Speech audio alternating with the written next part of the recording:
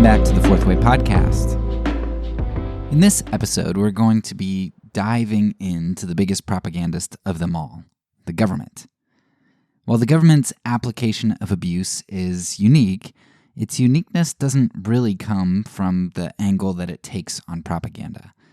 You know, we've explored how each domain of propaganda, the domestic abuser all the way up to the medical community, how each of those tend to harness a particular power of propaganda. They take a different angle, they kind of emphasize a different tool. With these rings of power, each propagandist controls their own domain. The power of earth, with which the corporate sphere propagandizes, comes through the creation or the inception of ideology and desire.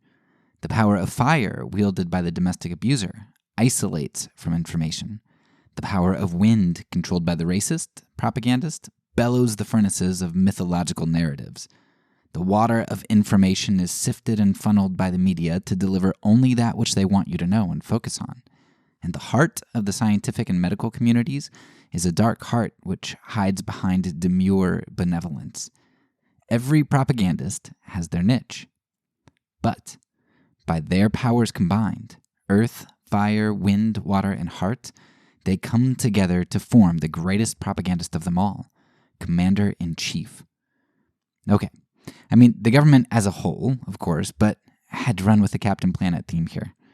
So yeah, the government isn't going to be unique in that it creates a new form of propaganda. The uniqueness of the government is that due to its scale and its reach, it has the resources and the ability to implement all forms of propaganda on a scale that we really have difficulty comprehending. And this is exactly why I structured the season the way that I did. It's much easier to see and understand how one domestic abuser functions and manipulates, though we're unfortunately even pretty bad at discerning that. But at least if we can start painting a picture of propaganda on the small scale, my hope is that by this point you'll have eyes to see better what happens on the larger governmental scale. My goal for this episode, then, is not to set up a new angle on propaganda like I have at the beginning of all of my other sections. Instead, what I want to do here is to give you a few examples of how this governmental propaganda plays out.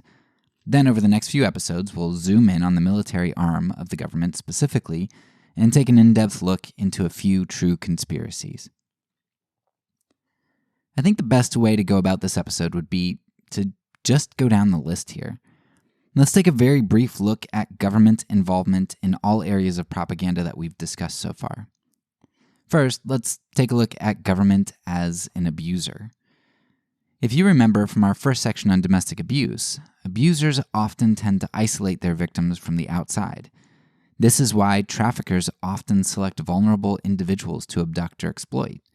The less input and oversight from the outside, the better. Abusers want their victims to be as oblivious as possible to outside voices speaking into their situation, because abusers don't want their victims to see the truth.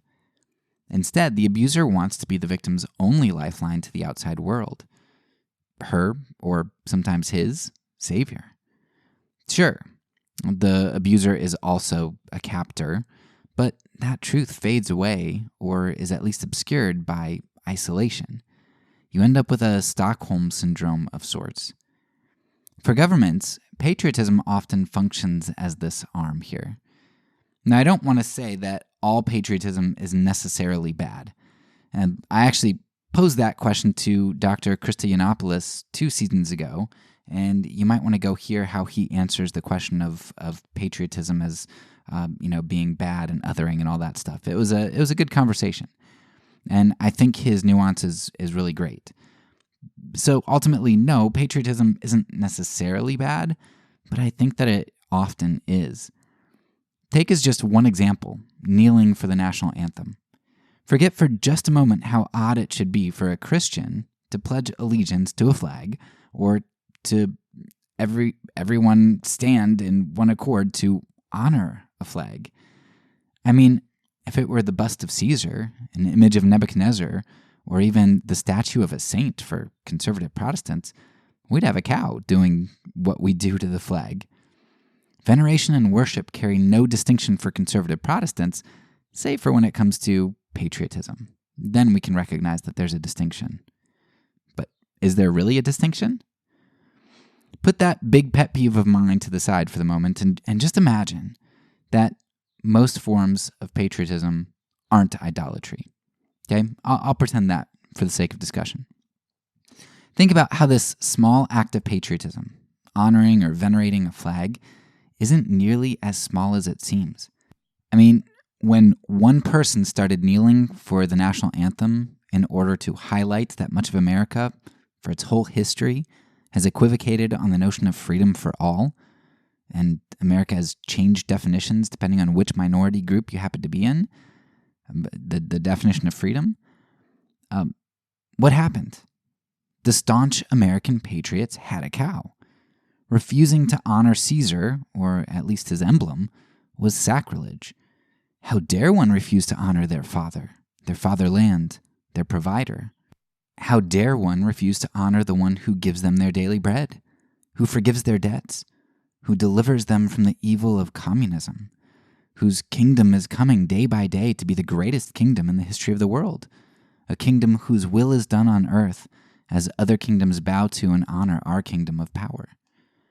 I mean, who would dare to refuse paying homage to such a kingdom, to our Savior?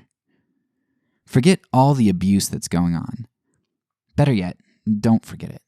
Fail to see it in the first place. There's nothing going on here. That abuse that happens that one time, that's in the past. It won't happen again. He promises. All that bullshit all your friends are telling you, those gossips, they're lies.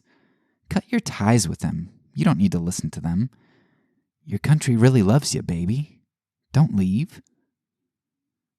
Hopefully you get the point. Government is an abuser. And that abuse often comes through the isolation of patriotism.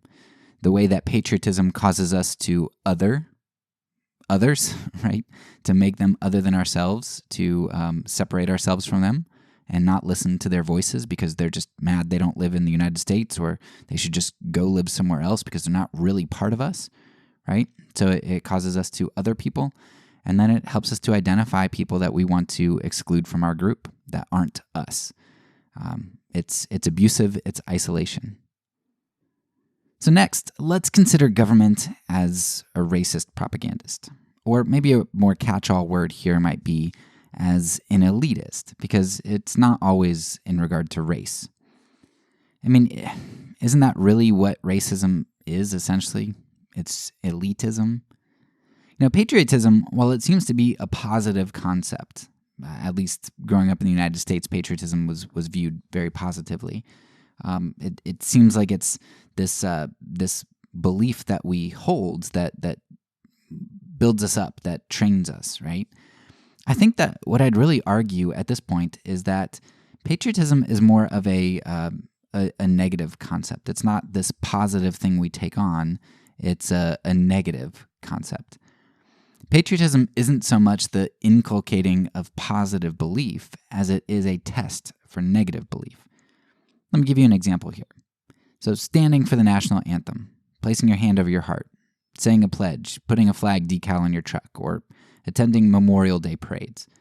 These events don't really teach you anything in terms of history or information. They certainly have an aspect which they teach, yeah. And I'll discuss that later in the season when I talk about Dr. Drew Johnson's work on rituals.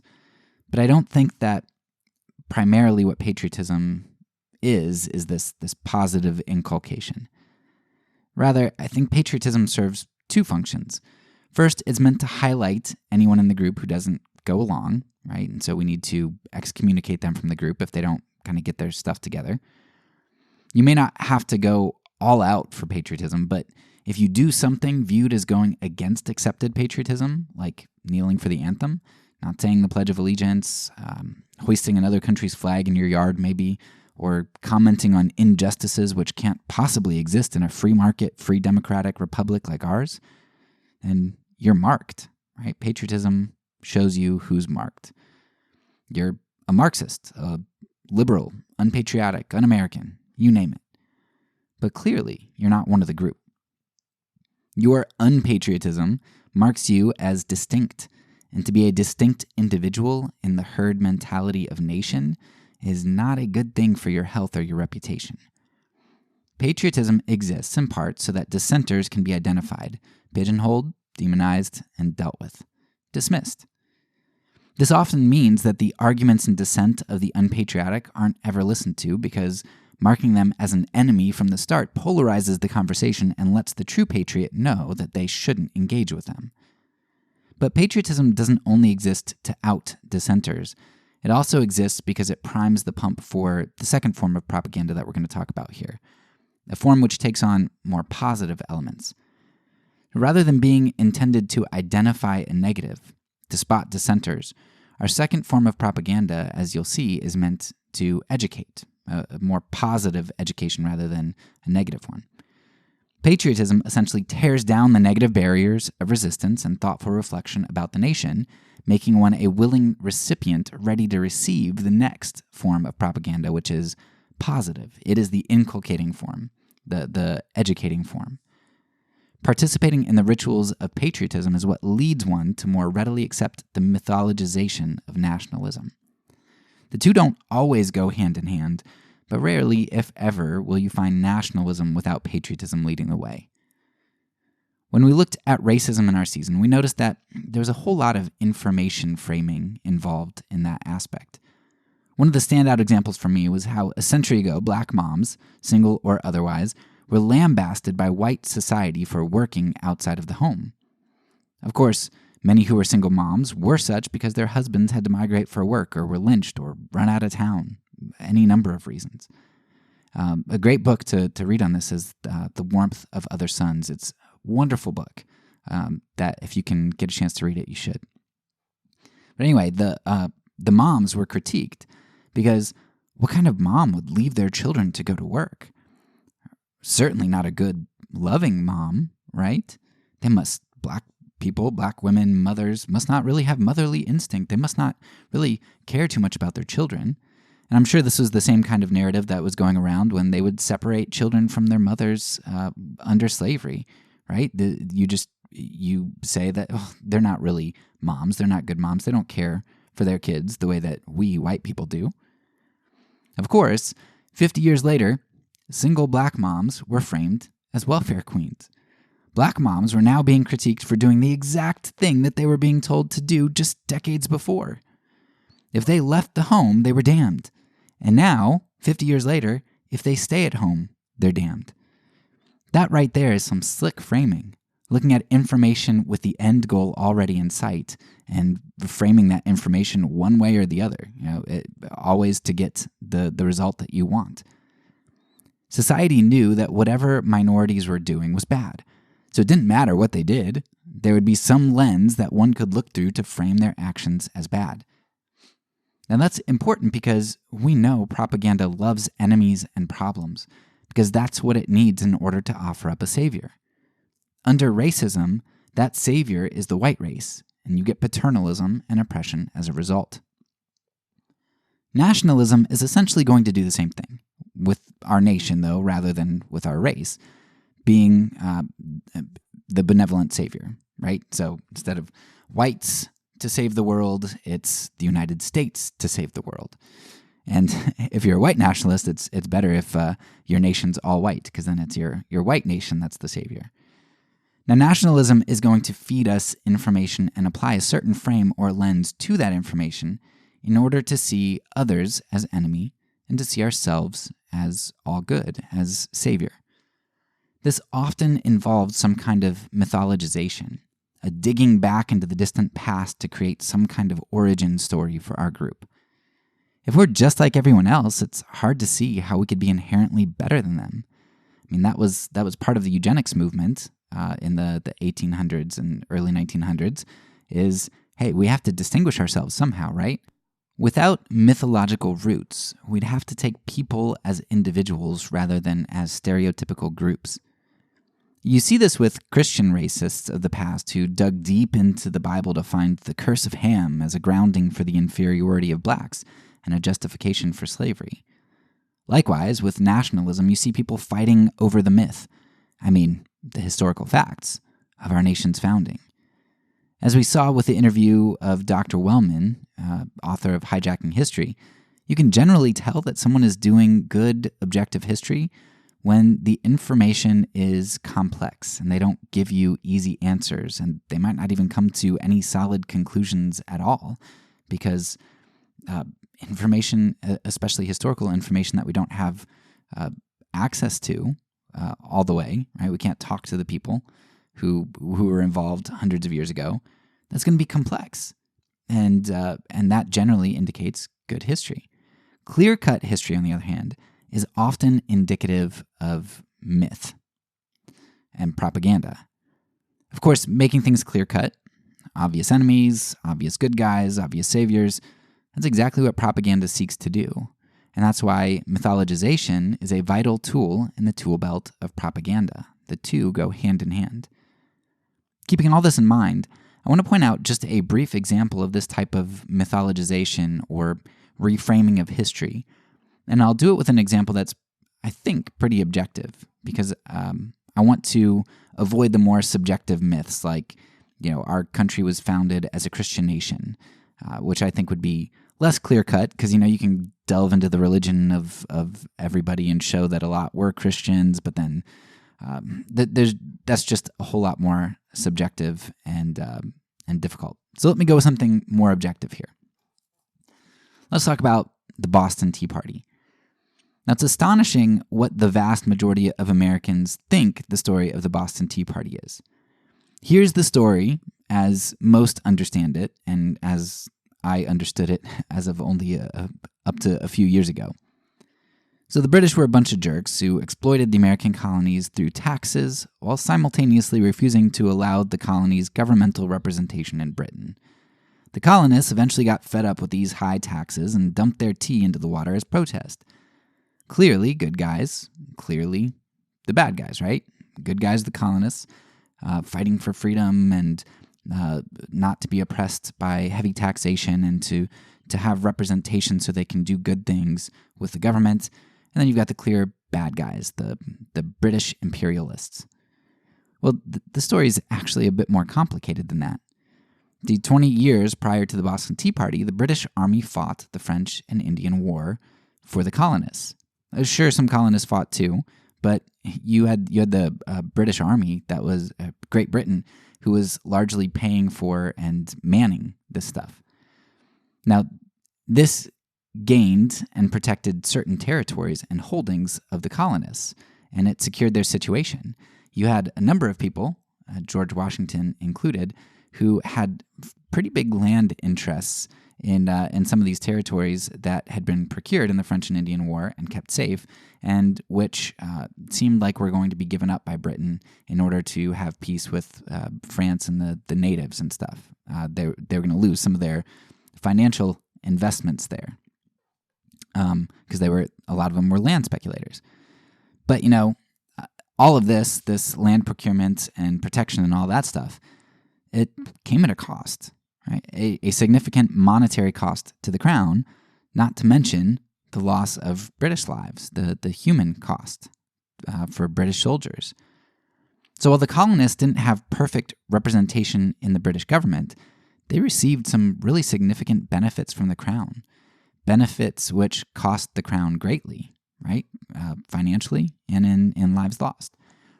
Of course, the British government, wanted to recoup some of what they spent to support the colonies, which is part of the reason taxes were raised. Hey, if we're going to go gain you all of this territory, if we're going to protect your borders, we're going to supply you with a really well-trained army to protect you and build these forts and all this other stuff, like, you guys are going to have to contribute to that because you're gaining a lot from us, and it seems like you owe us a little bit. So with the raise in tax rates, the American tax rate ended up being something like, as best I could find, something like 2%. All right, 2%. Imagine what we would all do with a 2% tax raise. We'd install whoever got that accomplished as dictator. Heck, we wouldn't revolt, right? 2%'s nothing. And that 2% tax rate was dwarfed by the tax rate of those in Britain, which was anywhere from 2 to 4 times higher. than 2%. So the colonists were receiving significant benefits with extremely low tax rates, but they balked when their taxes were raised to this amount. Okay, fine. Everyone hates taxes, and I'm not saying taxes are good. But when we get to the Boston Tea Party, everyone thinks that this was a tax rebellion against an unjust group of people who were raising taxes to an exorbitant amount for zero representation at all. And that's just not the case. And not only that, but the Boston Tea Party wasn't even a tax rebellion. So the colonies were throwing tea into the harbor here because they were upset not with an inordinately high British tax, right? That's what everybody thinks, but that's not the case. So why did they throw tea into the harbor? Well, for the exact opposite reason. But to kind of get a bigger picture, you have to understand a little bit more background here.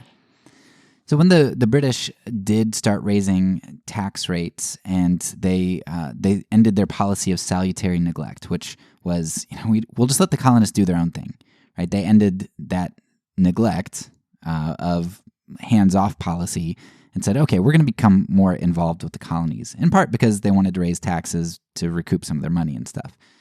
But anyway, when this started to happen, the colonists started a number of what were often successful nonviolent protests. And you can go back to our season on nonviolent action and listen to our episode on the American Revolution and get a glimpse at some of the things that were going on during this time. But the colonists were pretty rebellious, and they did so often nonviolently and through a number of means. So in 1770, the Townshend Act, which raised the taxes, it was repealed for everything except for a tax on tea. So what did the colonists do? They started a very lucrative side hustle. Just like we saw under Prohibition, when the government creates a force contrary to the interests or desires of the people, you're going to end up getting those who circumvent the system, and often do so while making a good profit. With a rise in taxes, many colonists were making some decent money from smuggling goods without having to charge the British imposed taxes. But with the passing of the Tea Act in 1773, the British actually lowered or dropped the tea tax for the British East India Company. So that meant that not only would tea become much cheaper, it would also mean that little or no money spent on tea went to the British Crown. If you're a colonist interested in that sort of thing, that might be interesting, right? Okay, we get cheaper tea, and they're not paying a tax on that tea, so hey, I'm not supporting Great Britain. However, if you're a colonist who's smuggling and you've been making a good profit off of that kind of thing, off of the economy that British pressure created, a drop of the tea tax for your competitor isn't a good thing. Therefore, your competitor's tea has to be thrown into the ocean. Now, we could talk about government subsidies, monopolization, and whether those things are good or not, right? Talking about how complexity is a whole part of this discussion. I'm not at all saying that that what Great Britain did was right or good, and that it wasn't harmful to the economy, or I'm not saying any of that kind of stuff. But that's not really the issue here, right? The issue here is what our conception of our founding and founding events are. Just think about how the story is framed versus the reality of the story. The truth is that the British were giving the colonists some significant benefits which included armed protection by a well-trained army, expansion and protection of land claims, lower tax rates than citizens in Great Britain, large sovereignty in local matters, and responsiveness to boycotts and demands in repealing many unpopular taxes and laws. The colonists had more freedom than minorities and women would have for another 200 years. They had tax rates that were really low for their time and incomprehensibly low compared to what we experience today. In the course of 2 decades, they had a number of big pieces of legislation repealed, with items like the Stamp Act repealed in less than a year from its passing, which you just need to understand how amazing that is, because you have to consider the time that it took to send the news of the passing of legislation across the sea, implement that legislation in the colonies, have it implemented enough that people get ticked and are like, hey, this is terrible, have time to push back and boycott and all that kind of stuff, and then to send that communication back and forth across the ocean, trying to hash things out and figure out how we're going to resolve that issue, and then finally decide to send an idea for repealing this legislation through the government and get that passed. Like, all of that to happen within a year is insane. But the colonists were so good at their nonviolent action, their boycotting, making their voices known, that the British government was pretty responsive at times. So when we look at how mythologized and exaggerated many of our founding events are, it should cause us to ask why. Why do we believe things the way that we do? Sure, sometimes we just get historical facts wrong, and those misunderstandings just perpetuate, right? That happens. That's misinformation, we're misinformed, common misconceptions. But when you have so many mythological misunderstandings and there's just a general lack of complexity that's concentrated on one small period of history, like the founding of the United States, you should begin to see that something else is probably going on here. We don't have simple misunderstandings about our founding. We have an understanding that has a particular shape, and it has been shaped as it has for a reason. To survive and dominate on the world stage, one has to believe in their own benevolence, a benevolence infused into who we are because we see that benevolence all the way back to its roots, right? We were birthed in benevolence. If the roots were benevolent, aren't the branches and the leaves? The founder's identity becomes our identity. Their rebellion was justified, and our preservation of the just and free world that they fought for so dignantly is likewise good. We are benevolent imperialists who want to help those in shithole countries who don't have the benefit of the deep roots that we have. Our wars are always justified, and we're always the good guys. Our policies are always just. Rightness is just in our veins. It's who we are. Now, hopefully you can see how mythologization and nationalism go hand in hand, and how these relate to the propaganda of racism or elitism. These educational narratives teach us, instill in us, an identity. Not just an identity of ourselves, but the identity of others as well. Patriotism paves the way for us to accept the supposed truth of our greatness and uniqueness, and to identify those who don't comport with the social norm. But it's nationalism which teaches us that for which patriotism has primed us. The third area of propaganda we discussed was that of corporate propaganda. The unique aspect of corporate propaganda was that it sought not only to educate us, but to shape who we are. Rather than simply try to indoctrinate us with information, corporate propaganda figured out how to shape our desires. Since choice and action are birthed out of our desires, this is no small feat. But the corporate world isn't the only group that shapes our desires. There are some even bigger propagandists in action here, propagandists who are, not coincidentally, composed of many corporately connected individuals. The government. With the revolving door from the corporate world to the political world and back again, along with a great deal of corporate subsidies, lobbying, and all that goes along with these things, the government is extremely adept at the inception of desires. As just one example, let's take the oil and gas industry. When I first moved to Romania, one of the biggest eye-openers for me came from filling up a tank of gas. The cost was double or triple what it would have been in the States. Now, the way that narrative usually plays out in discussion with those from the US is, wow, that's crazy how expensive gas is in Europe. The government there must just tax them ridiculously high. Or, our economy is a lot better as we can see from our low gas prices. So, what really makes the difference? Sure, taxes in Europe might be more than in the States, but the most significant culprit is the fact that the United States so heavily subsidizes the oil industry. Without government subsidization of oil and gas would cost a whole lot more. And that's only factoring in the monetary cost. It's not even considering the loss of life we spend waging wars and engaging in conflicts over oil interests. So, how does this subsidy end up playing out? When the cost of gas rises, the first thing people do is point to the current president and Congress and accuse them of screwing up the economy because people can't afford gas because gas prices are going up. We can't afford it because our whole society is built around commuting. We're not a walking society or a society with public transportation or a society which values renewable energy.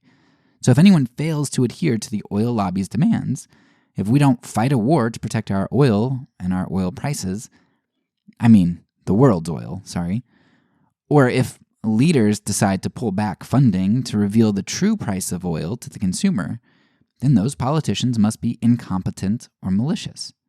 Unpatriotic, probably, really.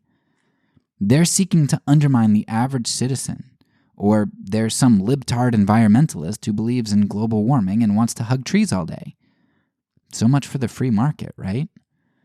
The same people who just learned about the truth of the Boston Tea Party and changed their defense of it from freedom from taxes to freedom from monopolization are the same people who judge the effectiveness of a government in large part based on their propping up the advantage of the oil industry and the energy market. But that's because the government, a group composed of many, many, many individuals closely tied to the oil industry, have, through various means, created within us a desire for oil and an acceptance of all that it entails to fulfill and protect that desire. Speaking of oil, let's talk about media's tactic for propagandizing. While we're going to talk about some of the media's propagandizing through information when we get to the military, most of our focus on media propaganda up to now has been on the power of silence. The media has a great power not so much in what they do say, but even more so in what they choose not to say. Media is the magician of propaganda. You see the hand the magician wants you to see, while being kept fully unaware of what's going on in the other hand. Now, I don't think you see this kind of thing more with the government than when we talked about what the Pentagon called message force multipliers. These were analysts who were trained by and associated with the U.S. government to convey their themes and messages to the media for interviews leading up to during the Second Iraq War. The government essentially decided that it wanted to invade Iraq.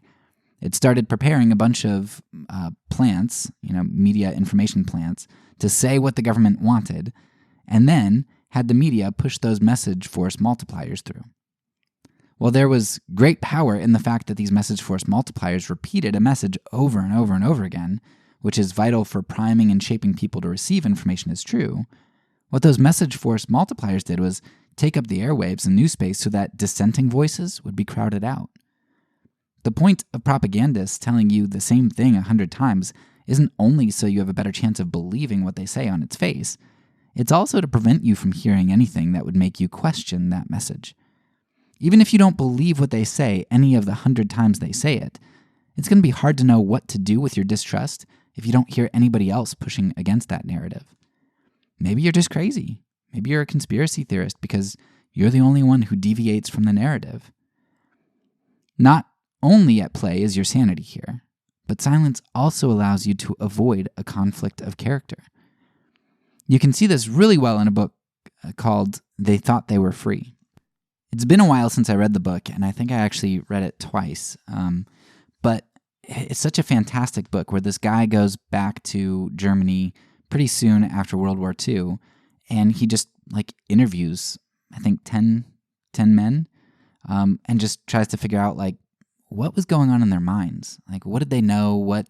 How did they come to this? And do they still think that they were right, or do they kind of see the error of their ways? And it's fascinating, and he gets a bunch of different perspectives, because you find out different things from each person. But one of the common themes that he saw was that there's this idea of, we ask, how did they not know what was going on in the concentration camps? How did they not know what was happening to the Jews and stuff? And it's they saw them being shipped away, but you can think in your mind, maybe they're being shipped away to a labor camp. Okay, that's not great, but they're not being gassed. They're not being whatever. So there's lots of unknowns. And people didn't ask for a bunch of information, and if you found out information, you didn't really talk about it.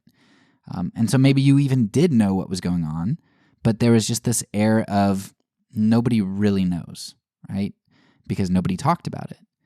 And there's this really poignant, I don't know if this is a direct quote, but the concept here is, it says in the book, what your neighbors don't expect you to know, they don't expect you to act on.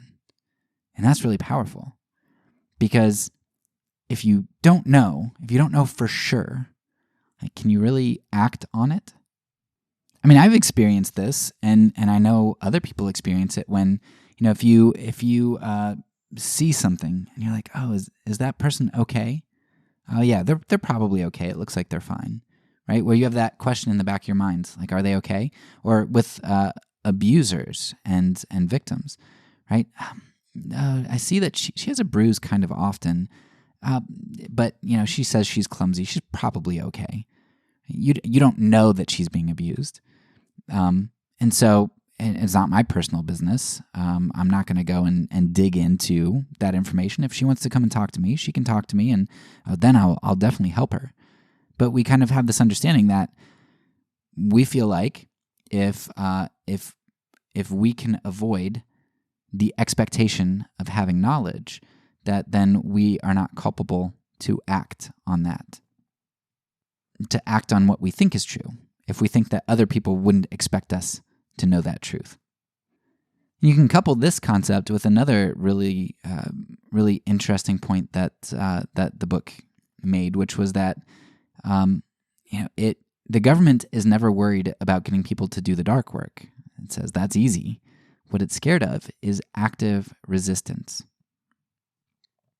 When you couple these things together, you get this concept that, well, if people don't know things, or if we don't make knowledge readily accessible of the truth of what's going on, then people aren't going to be expected to act or revolt or push back.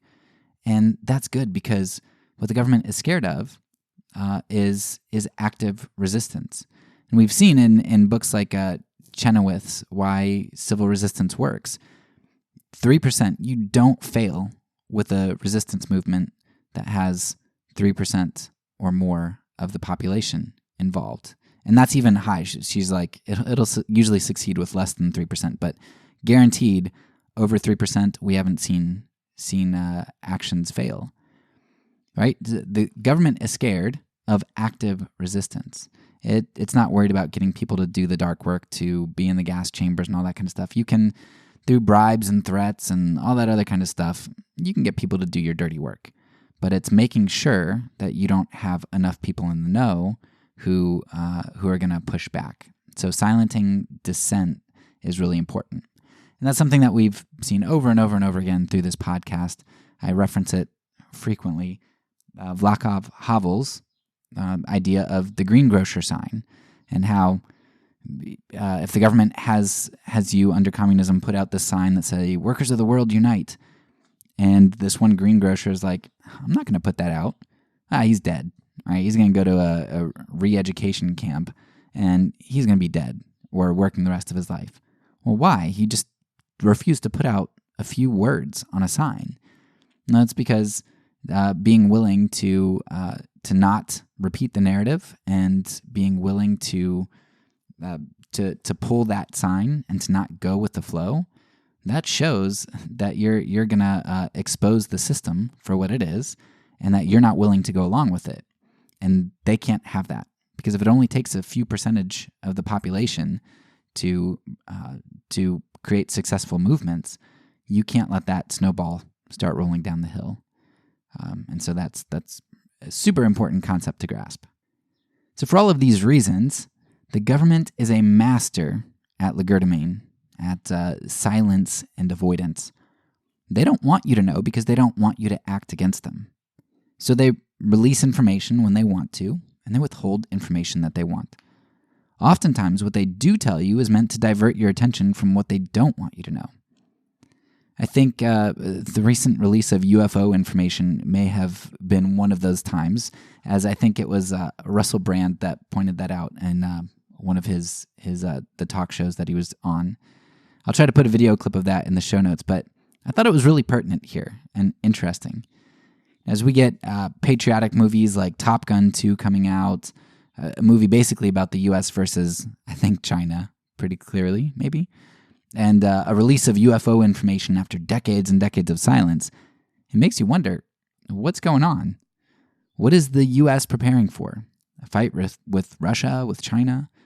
And what is the U.S. wanting us to look away from?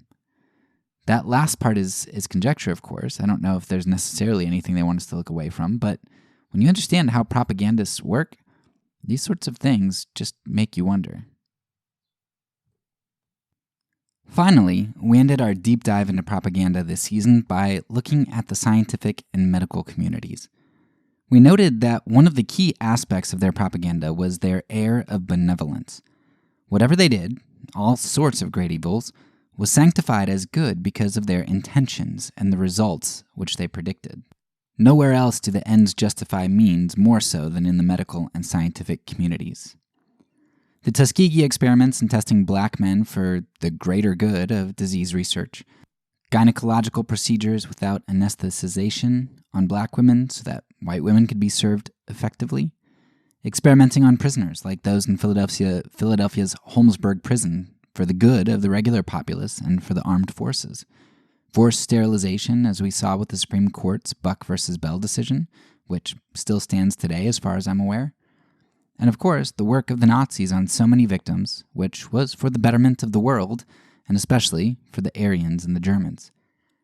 Good, as the medical community defines it, and as works for the greatest number of people of value anyway. Of course, from this well of supposed benevolence springs all sorts of consequentialist evils, justifications for what information is told or withheld, justification for the countries from which we'll accept wealthy and presentable immigrants, or from the shithole countries from which we'll turn away the too tired, the too poor, and the too huddled of masses, justification for wars and defining who our enemies are and who we can kill. All evils and injustices flow out of this well of benevolence. We are doing it to secure freedom for more people or to protect our freedoms. And because there are many times the government's interests and my interests overlap, it's not too hard to believe them. It's only those whose interests don't align who tend to see through the lies. A great place I think you can see this is with the war on drugs. Now, that's a good thing, right? As usual, there is certainly nuance here. But let me leave you with some words that John Ehrlichman told in an interview with Harper's writer Dan Baum, because I think it's kind of insightful in regard to the war on drugs. Quote, "The Nixon campaign in 1968 and the Nixon White House after that had two enemies, the anti-war left and black people. You understand what I'm saying? We knew we couldn't make it illegal to be either against the war or to be black, but by getting the public to associate the hippies with marijuana and blacks with heroin, and then criminalizing both heavily, we could disrupt those communities. We could arrest their leaders, raid their homes, break up their meetings, and vilify them night after night on the evening news. Did we know we were lying about the drugs? Of course we did." End quote. Now that comes from the mouth of John Ehrlichman, who was a former Nixon domestic policy chief. Now, you can take those words or leave them, and you can also balance those words with understanding how truly horrendous drugs are for families and what they do to a person's body and all of that kind of stuff. Like I said, there's a whole lot of complexity and nuance. But certainly, the way that drugs have been portrayed and the way that policy has been enacted against them and the communities that they have affected and the way that, things like the crack epidemic versus the opioid crisis, right? Even in the words, the language there, is just it's insightful to understand all of the motivations that go on and how government can frame medical things, how they can frame your public well-being or the public's well-being and your personal well-being. They can frame that as this act that they're doing is benevolent, even when a significant interest, if not the sole interest for them, is actually to curb certain communities and control them. And this right here reminds me of a famous C.S. Lewis quote, where he says, quote, "Of all tyrannies, a tyranny sincerely exercised for the good of its victims may be the most oppressive. Those who torment us for our own good will torment us without end, for they do so with the approval of their own conscience." End quote. So don't think benevolence, even feigned benevolence or benevolence that is misguided, is benign. Oh, well, they're just doing it for your own good. Because it's not. Some of the greatest atrocities, most of the greatest atrocities come because people think they're doing a good thing. So whether people are feigning benevolence to make you buy something, to make you believe something, or whether they truly believe in their benevolence, false pseudo-benevolence here is a really, really terrible thing, and it should scare you. You're not going to find an institution with a bigger benevolence complex than the government. Everything they do, so they say, is for your own good. And the things that governments do in order to do good, the good that they say that they're doing, is pretty terrible. I mean, you could just look at the incarceration rate in the United States and how many people we have in prison. The numbers are absolutely insane. I mean, even just by numbers, just the number, we blow other countries, even countries that have a significantly higher population. We just blow most of those out of the water, having the most people incarcerated. But then if you go by incarceration rate, that's pretty insane too. I don't think we're quite at the top. I've seen a number of different stats, and some stats were towards the top, but if you go to the Wikipedia stats, they currently have us at 6, the United States at 6, in regard to incarceration rate, right? But what was really interesting when I was looking at the stats, a lot of the countries with high incarceration rates, like I just looked at the top 20. If you went down further, if you did the top 30, it would be just as bad.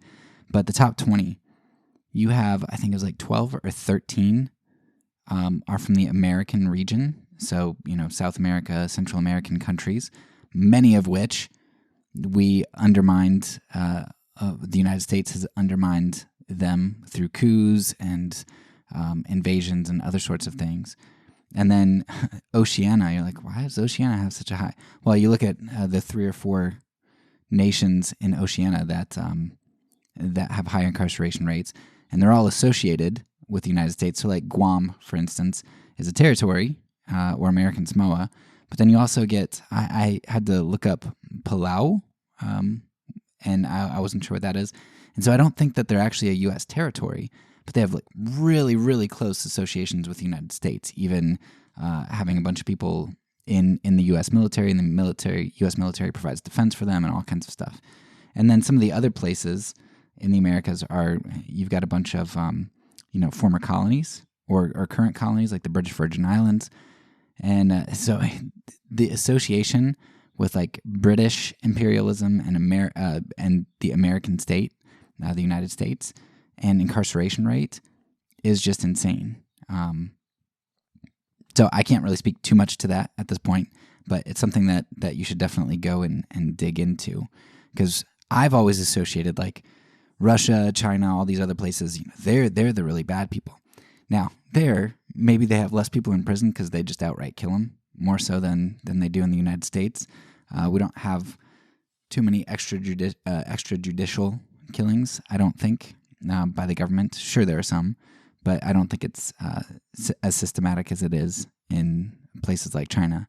Nevertheless, point is, we have all of these policies and we say that we're doing all of this good, but we're just blind to how terrible and unfree our society really is, and how we've got our own gulag system here that came out of the war on drugs. And that war was, at least in part, I think a significant part, motivated by political interests. Point is, benevolence is a really dangerous thing. All right, well, that is a quick look at how government is the Captain Planet of propaganda, or the commander-in-chief of propaganda. Government combines and amplifies all the powers of propaganda that we've explored this season. We're going to dig into the military arm of the government next and continue our discussion of the greatest propagandist of them all, the Empire. That's all for now. So peace, and because I'm a pacifist, when I say it, I mean it.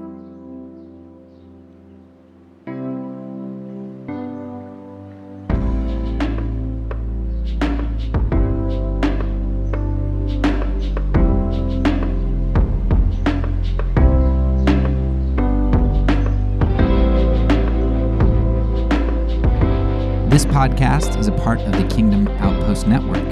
Please check out the links below to find other great podcasts and content related to nonviolence and kingdom living.